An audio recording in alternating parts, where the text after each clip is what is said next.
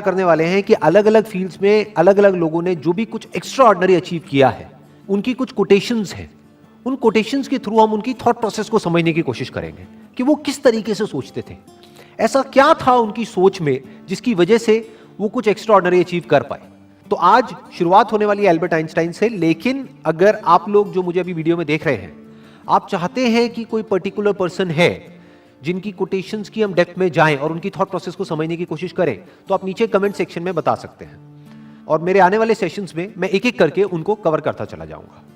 तो जो पहली कोटेशन है एल्बर्ट आइंस्टाइन की, वो है everybody is a genius but if you जज a fish by its ability to climb a tree it will live its whole life believing that it is stupid.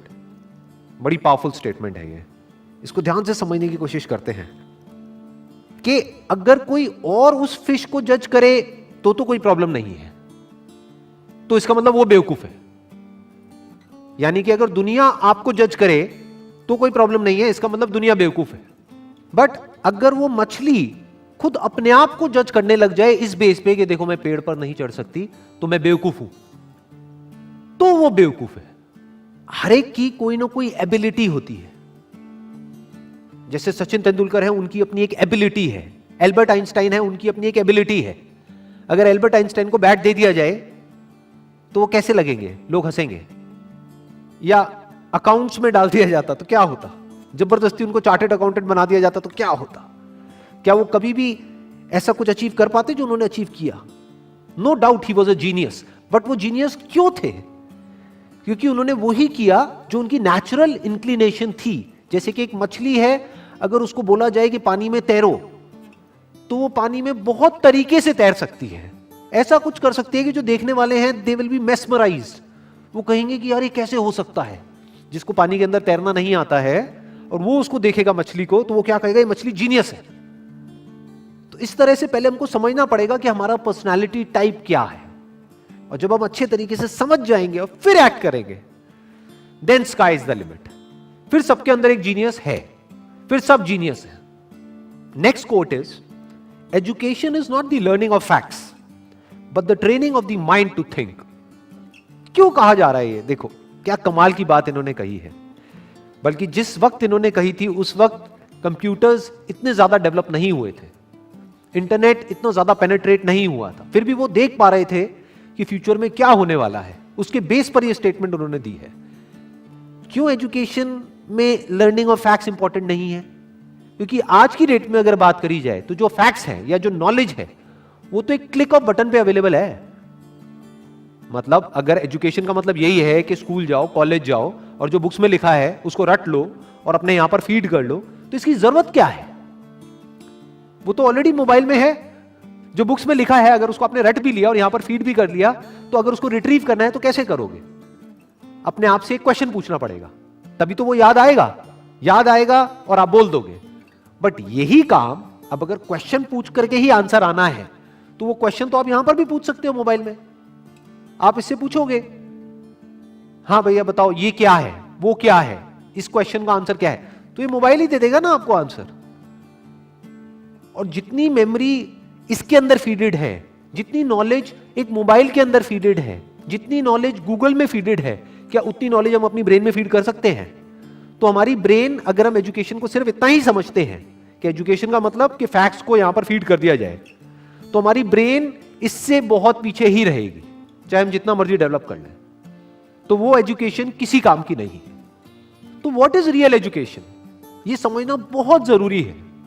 क्योंकि अगर हम इसको नहीं समझते तो हम ऐसे लोग अपने एजुकेशन सिस्टम से निकालेंगे जिनके अंदर फीडेड तो बहुत कुछ होगा, बट उनको यही नहीं पता होगा कि सोचते कैसे हैं। यहां पर दो बातें करी जा रही है। एक है education is not the learning of facts. Number one, learning of facts important क्यों नहीं है? Education is not the learning of facts. Why learning of facts is not that important? Because all the facts, all the knowledge, all the information is already available on the internet. अगर उसको यहीं पे store करने का नाम education है तो ये तो किसी काम की नहीं है। वो तो ऑलरेडी स्टोर्ड है आपके मोबाइल में। जब यहां पे स्टोर्ड है तो यहां पर क्यों स्टोर कर रहे हो दोबारा से? As simple as that, number one. Number two, but the training of the mind to think, कि बच्चों को यह सिखाया जाए कि सोचते कैसे हैं और सोचना क्यों जरूरी है, क्योंकि लाइफ में जो भी प्रॉब्लम्स है, जैसी भी प्रॉब्लम्स हैं, उसका सॉल्यूशन कैसे निकलता है? सोच करके निकलता है। मेमोरी से नहीं निकलता है, गूगल से नहीं निकलता है, फैक्ट से नहीं निकलता है, नॉलेज से नहीं निकलता है, उस नॉलेज को यूज कैसे करना है उससे निकलता है। अगर मेमोरी से या बुक्स से सॉल्यूशन निकलता तब तो कोई प्रॉब्लम ही नहीं थी। किसी को पैसा कमाना है, इतनी सारी बुक्स हैं, पढ़ लो, निकल गया सॉल्यूशन। उससे नहीं निकलता है। इंफॉर्मेशन से सॉल्यूशन नहीं निकलता है, उस इंफॉर्मेशन को यूज किस तरीके से करना है उससे सॉल्यूशन निकलता है। जिस सवाल का जवाब गूगल नहीं दे सकता है, उस सवाल का जवाब अगर आप दे सको, सोच करके उस प्रॉब्लम का भी सॉल्यूशन निकाल सको जो गूगल नहीं निकाल सकता है, तो कहेंगे कि आप इंटेलिजेंट हो। यह इंटेलिजेंस डेवलप करने का काम होना चाहिए एजुकेशन सिस्टम का।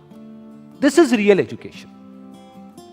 Next quote is, the true sign of intelligence is not knowledge but imagination. Knowledge के बेस पे जो पास्ट में हो चुका है उसको हम रिपीट तो कर सकते हैं, लेकिन कुछ भी नया क्रिएट नहीं कर सकते जब तक कि इमेजिनेशन ना हो।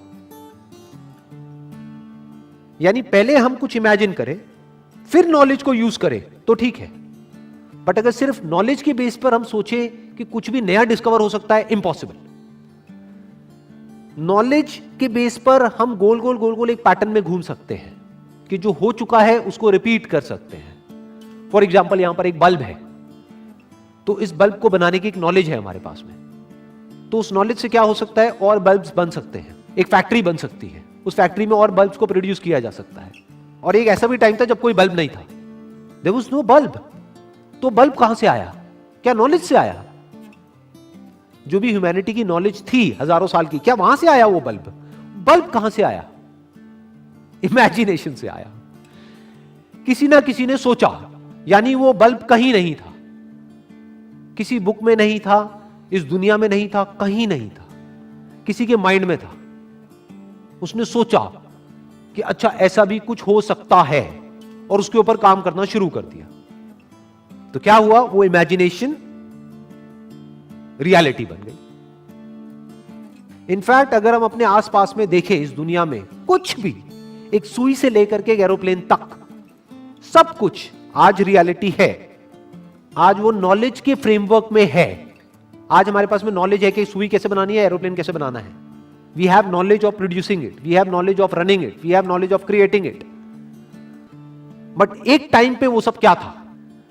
वो इमेजिनेशन था, सब इमेजिनेशन था। जब इमेजिनेशन रियलिटी में कन्वर्ट हो जाती है तो वो नॉलेज हो जाती है, फिर उसको रिपीट किया जा सकता है। तो दैट इज कन्वीनियंट, बट वहां पर कुछ भी नया डिस्कवर नहीं हो सकता है। कुछ भी नया डिस्कवर करना है तो यू नीड इमेजिनेशन।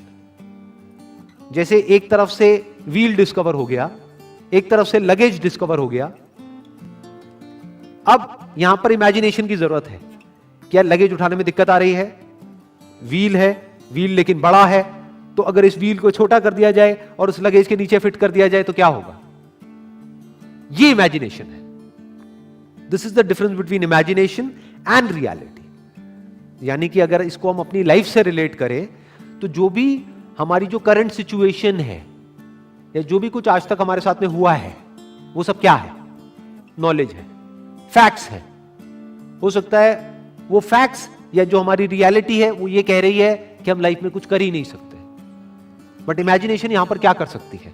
इमेजिनेशन यहां पर अगर हमारे अंदर है तो हम इमेजिन कर सकते हैं कि फ्यूचर में इस रियलिटी को बदला जा सकता है। हम अपने लिए एक नया फ्यूचर इमेजिन कर सकते हैं based upon the resources that we have, based upon the knowledge that we have. उस नॉलेज को, उस इंफॉर्मेशन को, उन रिसोर्सेज को यूज करके हम अपनी इमेजिनेशन को सच कर सकते हैं। तो इसलिए कहा जा रहा है कि इमेजिनेशन इज रियल इंटेलिजेंस, क्योंकि नॉलेज को तो एक रोबोट भी रिपीट कर सकता है। तो रोबोट को हम आर्टिफिशियल इंटेलिजेंस तो कह सकते हैं, रियल इंटेलिजेंस नहीं कह सकते। यानी कि कोई प्रोडक्ट है वो बनाना है तो वो तो मशीन्स भी क्रिएट कर सकती है और करती ही है, एक रोबोट भी बना सकता है। लेकिन कुछ ऐसा है जो रोबोट नहीं कर सकता, जो हम ही कर सकते हैं। That is real intelligence, that is human intelligence. तो ये कुछ कोटेशंस थी एल्बर्ट आइंस्टाइन की, जिसको आज हमने डीपली समझने की कोशिश करी है। अगर इसके अलावा आप चाहते हैं कि कोई और पर्सन भी है जिन्होंने कुछ एक्स्ट्राऑर्डिनरी अचीव किया है किसी भी फील्ड में और उनकी भी कोटेशंस की हम डेप्थ में जाएं, तो आप नीचे कमेंट सेक्शन में बता सकते हैं। तो मेरे आने वाले सेशंस में मैं एक एक करके उनको कवर करता चला जाऊंगा। Wish you all the very best. Thank you so much.